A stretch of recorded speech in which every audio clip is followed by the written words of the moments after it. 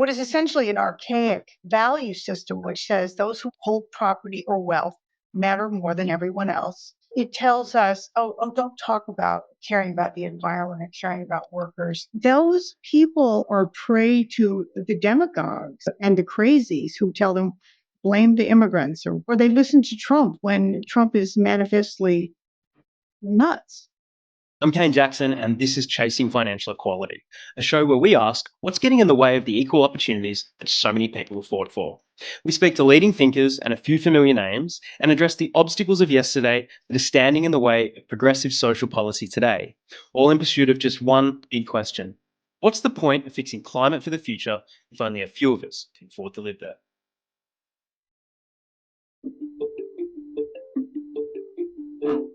I'm joined today by Marjorie Kelly, a distinguished senior fellow from the Democracy Collaborative in the US. She's just released an incredible book. She was kind enough to send me a copy of in advance. The book's called Wealth Supremacy: How the Extractive Economy and the Biased Rules of Capitalism Drive Today's Crises. Marjorie lives with her wife in Salem, just outside of Boston, and is a specialist in companies with embedded social mission and equal ownership. She was the founder of the Business Ethics magazine, which she ran for 20 years, and she holds a Master of Journalism, which helps her cut to the core of some very big issues. Marjorie, welcome to Chasing Financial Equality, and congratulations on your book launch. Yeah, thanks for having me, Kane. I want to start with your story, but maybe not how most people would ordinarily ask that. I want to ask, how did you find yourself in this space caring about these things? I reached a point in my 30s when I asked myself, what's worth doing with my life? I could have maybe gone back for a PhD or continued at this publishing firm, but I thought, I wanted to be part of people working for change. If you want to make the biggest change in the world, it's business. I was working as a new projects director at a publishing company, and I was seeing a lot of new thinking in business coming up. South African divestment was happening. Business schools were starting to talk about ethics, and the new kinds of management were being talked about. So I thought there seems to be something happening. This is not my father's business mentality. And I thought I want to be part of that. And that's when I started Business Ethics magazine. It was about socially responsible business and investing. Put me in the middle of really wonderful community of people. I think the other day you said you felt a little bit like a spy in the inner workings of business a lot of the time. Yeah, it's true. I mean, I ran a small business for 20 years. That certainly taught me a lot. I spoke at a lot of business schools. And of course, I interviewed a lot of business people and heard their struggle to make business more responsible. So yeah, I feel like I understand business well. And I have been spying inside there. How do we turn this beast? Your book is the culmination of that work, and it's wonderful. I've been speaking about these issues in Australia for only about 5 years, so I'm relatively new in comparison. What's interesting is that people almost always agree with me. Do you find that when you start having these conversations, everyone you're chatting to, or most of the people you're chatting to, turn around and say, "Yeah, that sounds right. I can get behind that." Most people, not all people, but I do find a lot of agreement. Some people say, all we need is better taxation, all we need is better social safety net.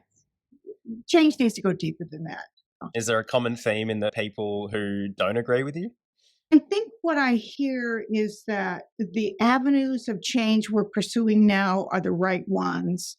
We don't need to change the governance of corporation or the DNA of investing. I think a lot of people don't really think about how to do that. Well, it sounds like a good idea when I propose it, but I'm not sure that most people understand that that's really the nature of the real change that we need is in investing. Few people seem to understand how to talk about these issues on their own. I think because the system we're a part of makes them out to be complex issues when really they're not all that complex. Yes, you're absolutely right. But I will say, when I was at Business Ethics and I was reading and interviewing a lot of real visionaries, and it took me many years to see that really CEOs are not the problem. Or they're only the presenting face of the problem, but the real power is in capital. The real power is behind the throne. CEOs get paid to make shareholders rich. And they become rich if they succeed. If they fail, they get fired. And that was a profound learning for me. Last week, you sat down with Maureen Conway, the Vice President of the Aspen Institute. Maureen oversees the Economics Opportunities Program, and she said that she's been working on economic opportunities as anti-poverty measures all of her professional life, and speaks of the incredible work being done by thousands of organizations all around the world who are committed to helping people earn a living wage and have access to economic opportunities. Mm. She noted, almost with perhaps an air of sadness, that stepping back after a long career, whilst those initiatives have made a real impact on individuals' lives, they've failed to solve where those issues arise from, and that those problems are, in many cases, getting worse. And Mhm. Maureen discussed your book as an important part of the puzzle, the missing Mhm. link, if you will, in addressing the wealth gap, growing inequalities, and poverty, which appear to be reaching further and further into a middle class that hasn't had to deal with it before.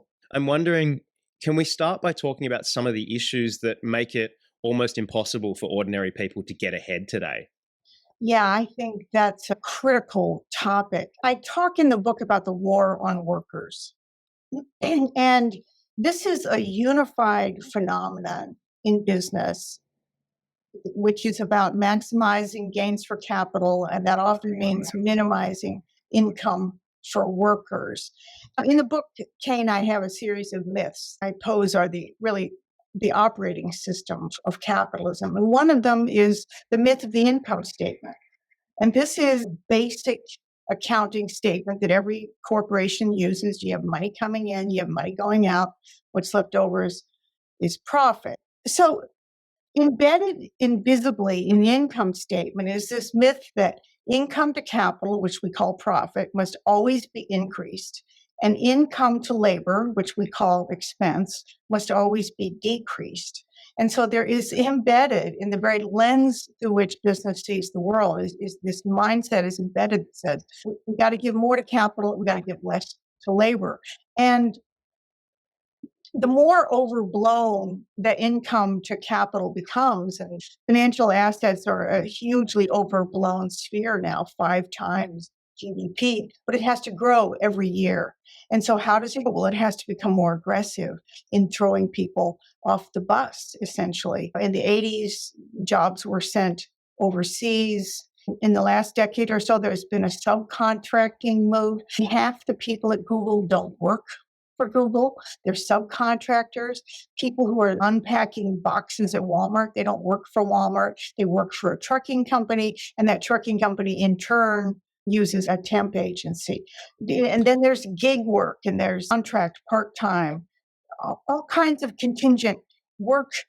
And this is now 40% of the workforce. So full-time secure jobs are vanishing. And we don't even talk about this. We don't recognize that this phenomenon is happening. We don't recognize that this war on workers is a unified phenomenon. We think, oh, there's this trend and there's that trend, but really, it works together. We really need to start recognizing this because let's look for an analogy at climate change. There's forest fires, there's hurricanes, there's flooding. We now recognize that's part of the unified phenomenon of climate change.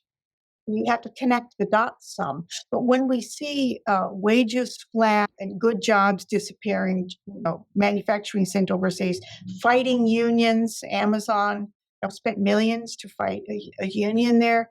We have to recognize this is a unified phenomenon and start to talk about it.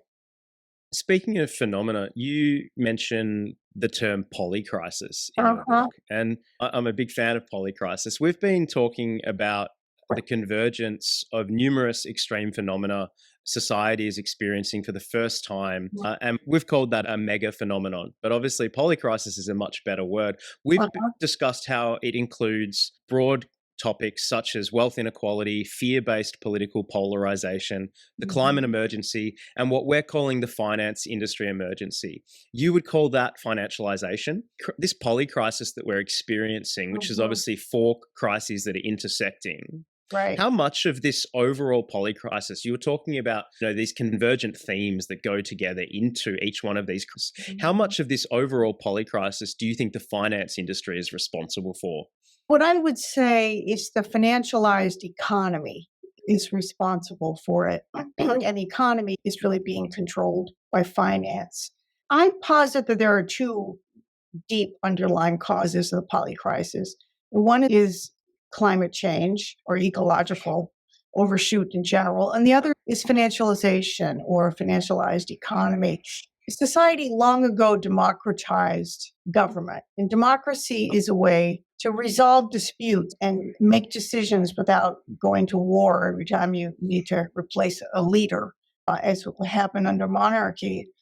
We never democratized the economy or the property regime. Property is where power in the economy lies. And we have what is essentially an archaic value system, which says those who hold property or wealth matter more than everyone else. They deserve power. They deserve, for example, they're the only ones who have a vote inside corporations. Workers are not considered members of the corporation in some odd kind of way. This algorithm that holds stock for 15 minutes is an insider and gets a vote. A worker who goes there every day for 30 years is an outsider in that corporation. In your book, you write that morality in an economy is something we're taught is unneeded, irrelevant, and possibly embarrassing. That's a bit of a problem when you consider that when we have a look at our financialized economy, which is really gatekept by the finance industry, right. One of the unique characteristics of the finance industry, which few people stand back and take stock of, is that it's not just an industry. It's also a system, and it is the world's largest system. So we've got this industry that overlays this system, and you talk about how morality in that economic system is something we're taught is possibly embarrassing. How much of an issue do you think that really is in terms of the fact that it's not democratized? I think it's a huge issue because it silences us. It tells us, don't talk about caring about the environment or caring about workers. That's embarrassing. We don't talk about those things. We talk about hard things like numbers. And what this means is that really there's one value that capitalism cares about, and that's financial wealth. Everything is geared toward that. And in fact, the only time you will find this system use the word sacred is when it comes to financial wealth or when it comes to fiduciary duty, which is the protection of financial wealth. On fiduciary duty, you say that the fact that we've got this financialized economy that is not democratic, we have no say in it.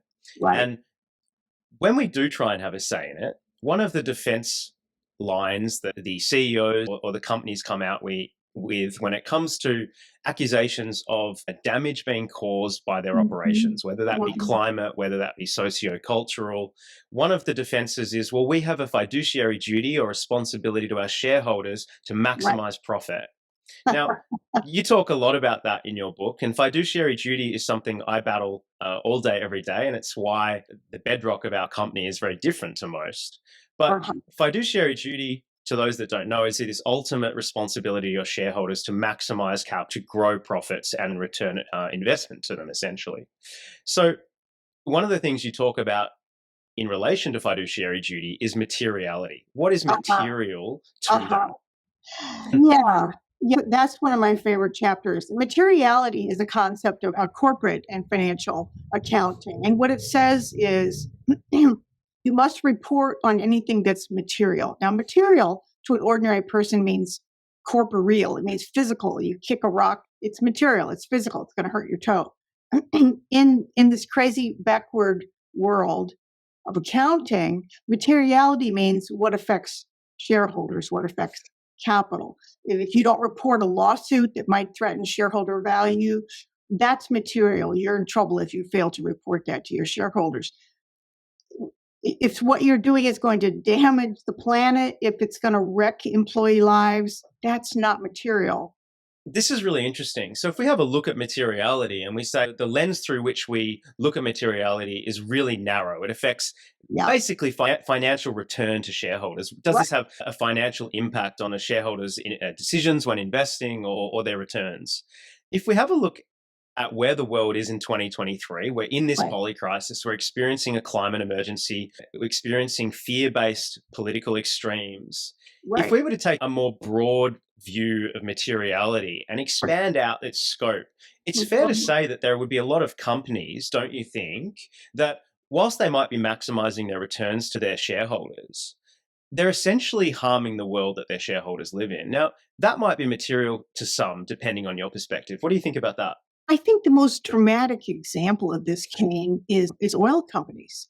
So Exxon, we live in a world that says Exxon's first and essential only duty is to maximize returns to shareholders, the wealthy. If it destroys the planet in the process, hey, that's no problem. That's the essence of the insanity that this has led us to. Absolutely. And given that the fiduciary duty is to the owners of those companies, there are some figures that say that 90% of the world's shares are held by the world's richest 5% of people. So we've Yeah. got the largest companies in the world who have a fiduciary duty essentially to 5% of the population. And they don't have this broader view of what's material to those people in the context of the climate emergency, which they are obviously contributing to quite significantly. And that's a massive problem. I think that ties into this overall view that we forget that economics, which is the underpinnings of business, economics is a social science. Mhm. I think people forget that our economy should support society, not extract from it to benefit a few people. But Right. we've got this financialized economy that we all don't get a say in because we only 5% really own it. And it has a duty to those 5%, and the industry doesn't think it's material that it's just destroying the planet. And so Right. we don't really have a lot of say, do we? What we're up against is a system that's not designed to be changed. It's pre-democratic. We're accustomed to democracy, which has all kinds of levers that we can move, elections and courts and things like that. But before democracy, you had aristocracy and monarchy, and those were designed to be eternal. And certain people had power and no one else did. That's what we have in our economy. It's that same mindset.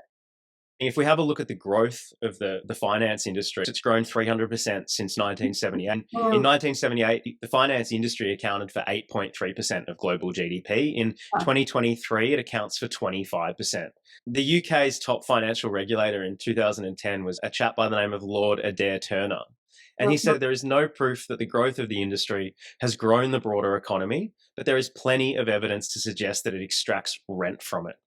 Oh, that's wonderful. That's great that we're hearing that. Yeah, that's exactly what's happening. I think there was a time when I think you go and get a loan to start a business or buy a house. That's okay. But when you get to the point where the financial industry, where financial assets are 5 times GDP, that's something else. That's an extractive economy. It's become damaging. You speak about in your book that there's been an increase in, I'll call it 20 years, of companies who have head of ethics, investment in Uh-huh. ESG, all Uh-huh. these sorts of things. The themes around projecting outwardly to the public and your shareholders that you are acting ethically and that is your focus. That's been improving and changing quite significantly over time. Why aren't we seeing a positive impact from all of this focus on ethics? That's a really key question. And the reason is that this work fails to touch the essence of the system. It basically says we can achieve maximum profits and have ecological benefits. Well, maybe not. Certainly Exxon can't. And so we have failed to say, look, we don't just want these verbal commitments from companies that we're gonna be socially responsible. We want people on boards. We want workers to own the company. We want a legal obligation to serve a broader group of stakeholders, to serve the public good. We need to change fiduciary duties, change corporate governance, change who owns corporations. That's very different than just the kind of very soft verbal commitments that we're really seeing out there. You talk a lot about employees and workers owning the companies that they work for. Can Mhm. you talk more about why that's so important and maybe point to some of the better examples that you've experienced of that? Sure. One of the things I talked about in an earlier book, Kane, Owning Our Future, is about there are 5 elements of ownership design. There's ownership, there's governance, there's purpose, and networks, and so on. But so it's more than just ownership, right? So ideally you want companies that are owned by workers and that have a duty to serve the public good. And one of the best I love to point to is called Recology. This is in the Bay Area in the US, San Francisco. It's over $1 billion in revenue. It's 100% owned by workers. Its stated purpose is a world without waste. This is a waste hauling and recycling company, and it's considered a very good neighbor in that community. I love that. The garbage truck drivers make $100,000 a year because if you're not extracting a lot for shareholders, there's more to go around for workers. You talk about how property is a weapon. Now, if we consider owning property, and we know that the poorest in society never own real estate, people who recently immigrated to countries own less property than those who've been here a long time. And we certainly know that those who have accumulated property sooner rather than later have more of it later. If we have a look at employee ownership of, let's say, the companies they're working for, do you think that, I guess, speaks into giving people ownership of property? Does that roll into the same thing? Well, property originally meant land and housing, but then it broadened. You can have property in stocks or bonds. That's also considered your property. Property has broadened to become this very large phenomenon of what you own in an economy. And yes, I think workers owning a piece of where they work is an important part of the evolution that we need. Employee-owned companies in the U.S., workers will retire with over $100,000 in wealth in that company. We also need communities controlling water, communities controlling forests. So worker ownership is one of the models, and there are others. Some things should be locked up in trust. No one should own them or be able to extract from them. There is a model called the community land trust, where the community owns the land, which never trades or sells, and then people own their homes on top of it. So it removes homes and land from the speculative market. So there are a variety of broad-based ownership models. And the reason that ownership as a topic is so important is obviously because our economy says that ownership, capital ownership, is where you get a vote. So ownership is power. It's also security. And those are the two things that most of us don't have and that we need. And if we're going to democratize our economy, we need to be secure. We need to have some assets. We need to have control over our own lives. And democratizing property is a key part of that. So anything really that any company, organization, or government can do to give people more ownership of the capital, be it grassroots up, to have a say in things, the better. Yes, absolutely. Absolutely. And we also need to turn and challenge the kind of devouring, extractive impulse of finance. I use the example of our CEO, Stephanie McHenry at the Democracy Collaborative. She was the president of Shore Bank Cleveland and made good loans in disadvantaged neighborhoods. Leading up to 2008, predatory capital moved in and replaced those with predatory mortgages and basically just took the equity from people's homes, primarily people of color, and almost wrecked the global economy. So yes, we need to build the positive. Yes, we need worker ownership and beneficial banks and so on. But we also need to stop the devouring impulse of capital, which is just gobbling up what we build. If we look at the two crises that are very poignant for us, the climate crisis and this financialization crisis, and do you think it's fair to call it a crisis? Oh, absolutely. I think it's an emergency. We have a saying, what's the point of fixing climate for the future if only a few people can afford to live there? And I think if we have a look at who the climate emergency impacts and who the finance or financialization emergency impacts, it's pretty much the same people. One of the things that I find quite interesting about the solutions we're pursuing to climate change and the solutions we're pursuing to financialization, they're very different. We're seeing a lot of activity towards solving the climate crisis at the moment. There's discussions in Australia at the moment around whether or not we'll be at net zero by 2030. Now, whether or not we will, there is this concerted effort. We've finally come together as a society to understand and accept that if we don't fix this climate emergency, we're all in a bit of trouble. Do you think we're going to fix the finance emergency? It's all the same emergency, Kane. We have to recognize that. We have an economy that doesn't allow us to make the proper decisions. It's on autopilot. It's on autopilot delivering higher gains to capital, which is the few. The climate emergency, I think, is a result of an economy that wants to grow forever. And mostly that growth impetus comes from capital. If your share prices don't go, they collapse. The growth imperative is built into capital. And of course, the power is held by capital. There's a saying that most of us can imagine the end of the world more easily than we can imagine the end of capitalism. We are colonized by capitalism, by the mind of capital. We believe that it's the only system possible, that even imagining or dreaming of something else is futile. Why even bother? And that we need to overcome that before we can make the change that we need.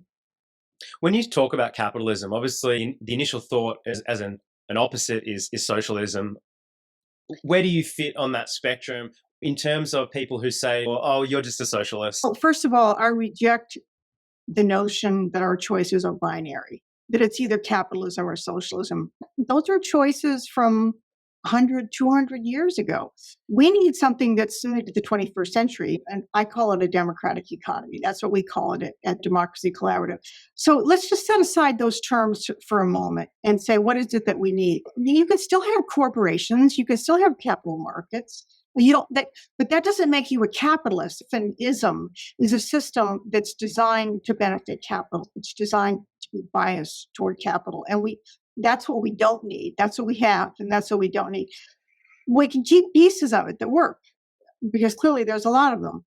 But socialism, we need social safety nets. Yes, we need voice for labor, but we need public ownership of key resources. We need all of that. But we need to just aggregate these concepts of capitalism and socialism and say, what is it that actually works and that we want? And what is it that we want to get rid of? We want to get rid of this bias toward capital that says the whole thing exists to benefit capital, and only capital has any voice or power. So to a layperson listening, how would you define, in I guess its most simplest terms, what is a democratic economy? Yeah, a democratic economy is one where capital is reined in, where ownership is broadly held, where prosperity for all of us is the aim, and we're thriving on a livable planet. I would say democratizing corporations, democratizing investments and capital, and having a whole next system of capital. Those are two of the big pathways that we need. And when I say democratizing corporations, I would also say democratizing ownership more broadly. So Maslow is trying to build a new finance industry. How significant do you think it would be if each person on Earth was entitled to one share in the financial system that we all use, and if that system ultimately served humanity and not just a handful of shareholders? Oh, I think it's a nice idea. We certainly need a financial industry. There's nothing wrong with that. And we all do need a stake in it. But you're right. We also it needs to serve the public good, and that needs to come before gains to capital. If you think that employee ownership of corporations and entities is important, do you think it's fair to say that the next step of that is collective ownership from the customer base more broadly? Oh, I think that's an important model. Well, you're talking about cooperative. We've got a lot of cooperatives or credit unions or mutual banks in Australia, like you do in the US. They don't thrive. They certainly haven't thrived. There's been a lot of mergers, there's been a lot of shutdowns, there's been a lot of the decrease in the significance that they have in the market. Do you have any ideas why that might be?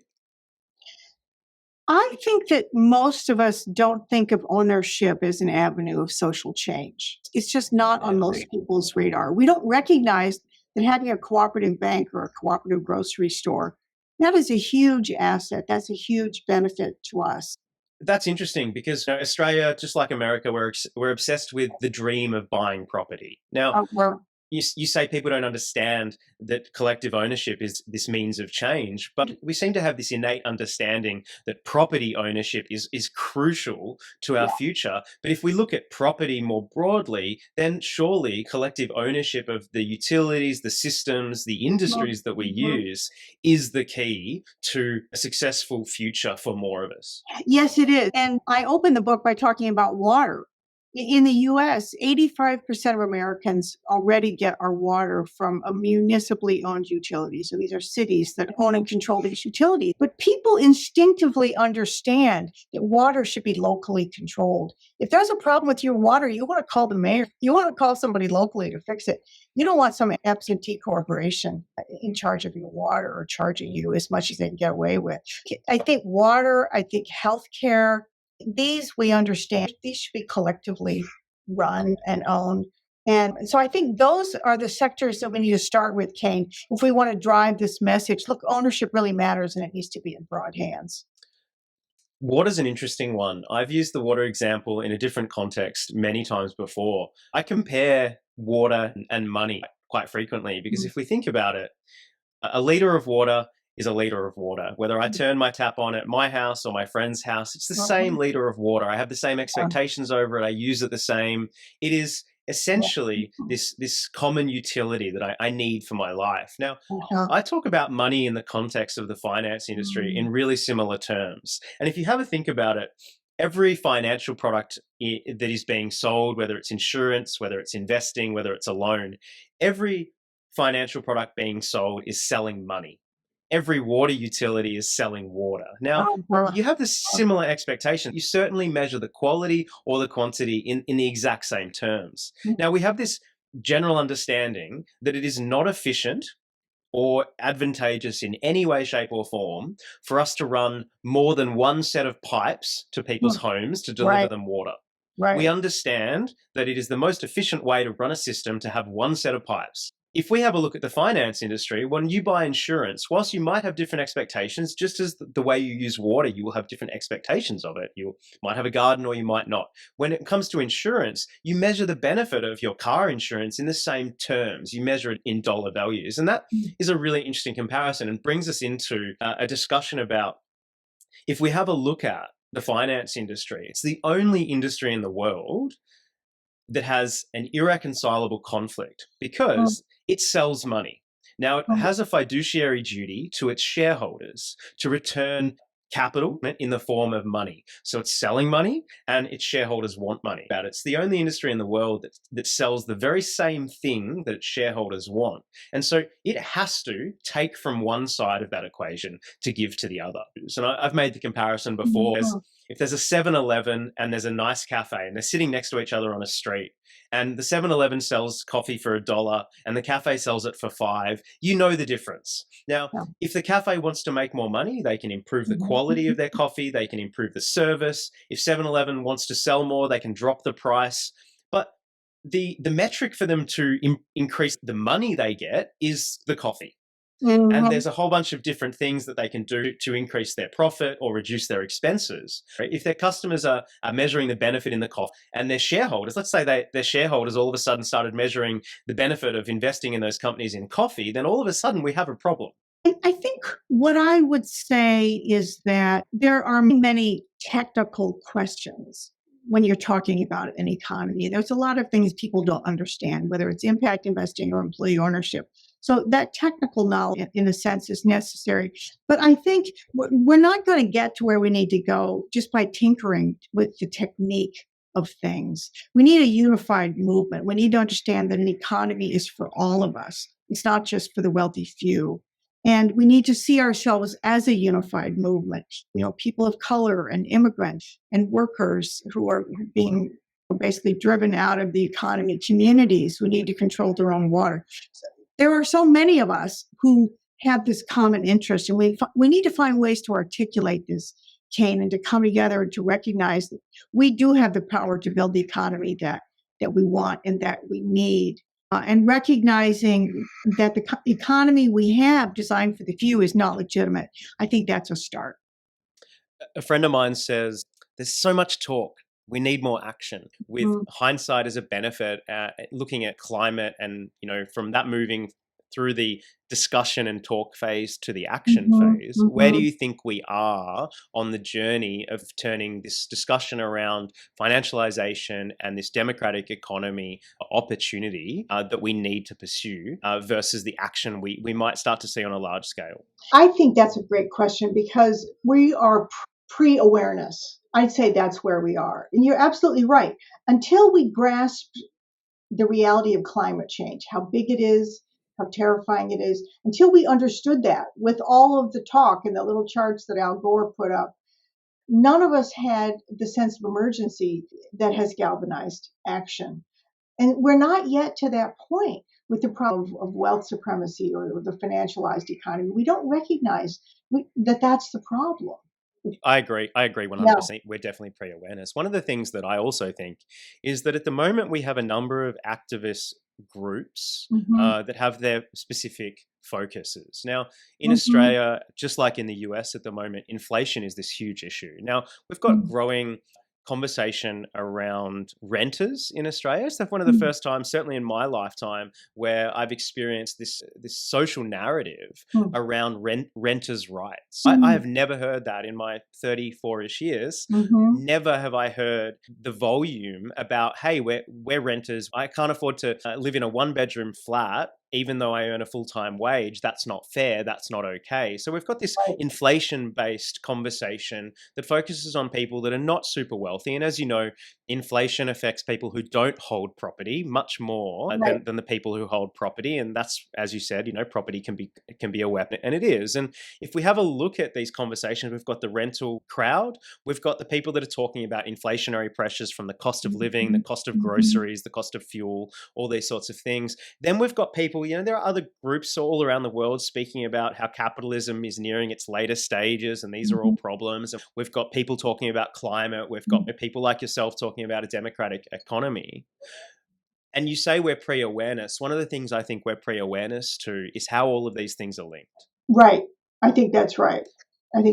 We understand with the climate emergency that it's not just one thing. It's not just coal power plants emitting CO2. It's other things as well. Everything is linked. It's the way we produce single-use plastics and then discard them into our oceans. It's everything. And we understand that all of these causes, whilst there are a whole bunch of people all around the world who are focused on their niche aspect of those things, they understand that it is all part of this larger climate emergency. And we are pre-awareness to that in the financial space. Yes, we're in an economic emergency, and we don't recognize that extraction by finance is really the root cause. Do you think largely the problem is the fact that the people who own most of the economy, the 90% of the world's shares being held by the richest 5%, do you think maybe the problem is more so that the 5% are very well aware that we are in an economic emergency? It just so happens that that emergency doesn't affect them, and in many cases makes their life better. I think it's also the 10%. It's not just the 5%, it's the 10%, which are not wealthy people, but have a little bit of retirement savings. It's that the upper 10% are the ones who run the world, basically, the lawyers, the teachers, the professors, the nonprofit executives. That group is doing okay. And so I think you're right. The emergency doesn't touch the people who really have the decision-making power. And I think that really limits us. We have to have compassion for the 90% who are not doing so well. I think that's the core difference, is that the climate emergency affects everyone, and it doesn't matter how rich you are. If the water rises and touches your house, you're going to get wet. Doesn't matter how much cash you've got. And that's the difference, is the finance or the economic emergency that we're facing, it doesn't affect the people at the top, and they're the people that control everything. They have capital. Property ownership is essentially voting rights in the world that we live in. And the people who have the voting rights aren't affected by the emergency that's affecting everyone else. That's well said, Kane. That's very well said. One of the things that bothers me a lot about people who are very loud about their climate activism, the necessity they speak to when it comes to fixing the climate emergency. These people, especially Australia, but all around the world, are often very wealthy people. But if we have a look at the impact of climate on the people, let's say the bottom 90%, which is a real shame when you're speaking about any 90% as a bottom. But if you look at the effect of climate on those 90%, the effects are very similar to the economic emergency we're facing. And yet the people who are talking about the solutions as benefiting all of us are kind of ignoring that there's still this other suite of problems that we're all going to be facing. And again, coming back to that saying, what's the point of fixing climate for the future if only a few of us can afford to live there? We've got all these people saying, we've got to change this. We've got to fix climate. We've got to fix this problem. It's not negotiable. We don't have time anymore. And yet almost none of those same people saying, hang on a minute, what's the point of this for the world, for society, for 90% of the population if we don't address the economic emergency? Yeah, I think the economic emergency also affects all of us in the same way that climate does. And one of the big ways is the destruction of democracy. We have lost good jobs. We've destroyed reliable jobs. And so we have a disaffected white working class in the US, I'm speaking. And those people are prey to the demagogues and the crazies who tell them, blame the immigrants or, whatever. And, or they listen to Trump when Trump is manifestly nuts. And so the loss of democracy, and which of course is funded by a few plutocrats, a few billionaires who are funneling in the dark money that's really coming up with these crazy ideas like let's destroy democracy. So it's not as though the 10% are going to be fat and happy and just sail into the future with no problem. That's not going to happen. Our society is at crisis levels on so many levels, and it affects all of us. So we really do need to fix this economic crisis, this economic emergency, if we want to save this version of democracy that most of us only really remember. And I'm not afraid to say I am relatively quite young, but democracy isn't what it used to be. We are seeing a departure from the healthy debate that democracy requires to flourish. We have these political extremes that are probably being caused, no, absolutely being caused by fear. And we have this fear as a result of uncertainty, inflation. My generation was the first generation in history that, when polled, said they were less hopeful about the future than the present. Every other generation in history, when asked at age 20 or whatever it might be, hey, how do you feel about the future? They always said they were more hopeful. It's going to be better than it is now. My life, my experience of the world, it'll be better. I will have learnt, I will have grown, I'll be happier. I'm more hopeful for the future. My generation was the first one that said, no, I don't think that's the case. In 5 years' time, I don't think I'll be better off than I am now. And I think if we don't start to look at perhaps the climate crisis, the cost of living crisis, the democratic crisis as one and the same of this economic crisis, we're not going to solve any of them. Yeah, I think that's right. And progressives need to unify around this understanding and a vision of the kind of society that we need. Conservatives are pretty united. They want strong men in power. They want democracy destroyed. They want women in the homes. They want people of color to be kept down, and they want the wealthy to have all the wealth. The conservative agenda we know pretty well. Progressives, we're not as united around our agenda because I think we don't recognize the nature of the problem, and I think that's a good place to start. One of my heroes, Urvashi Vaid, said that the progressive social policies of the 70s and 80s didn't fail. They succeeded. They succeeded in giving queer people more rights or equal rights. They succeeded in giving African Americans a place in society after giving them the vote. What she said was that they didn't go far enough in creating economic systems that supported the advancements of those social policies. So we've still got the economic systems left over from before these times. And meanwhile, that economic system, the financial sphere of wealth, has grown more and more bloated over time, which is a metric we don't even track. And yet it needs to keep growing. So the level of financial extraction has really increased. And we have never turned and addressed that. Social safety nets and power for labor and a few spheres of public ownership don't address the DNA of corporations and capital markets. And that's foreign territory to most leftists and progressives. They say, let's have some worker co-ops, but there's about 400 worker co-ops in the US, and most of them have about 2 workers. So that by itself is not the transformative agenda that we need. We need to know that world, and that's the world we need to enter and change and claim as our own. That brings us to the end of today's episode of Chasing Financial Equality. A massive thank you to Marjorie Kelly from the Democracy Collaborative for joining us today. If you want to get a copy of her latest book, you can do so from Amazon or Penguin Random House Publishers. It's called Wealth Supremacy: How the Extractive Economy and the Biased Rules of Capitalism Drive Today's Crises. Thanks again. And if you'd like to learn more about what we're doing at Maslow, head to our website, maslow.com.au.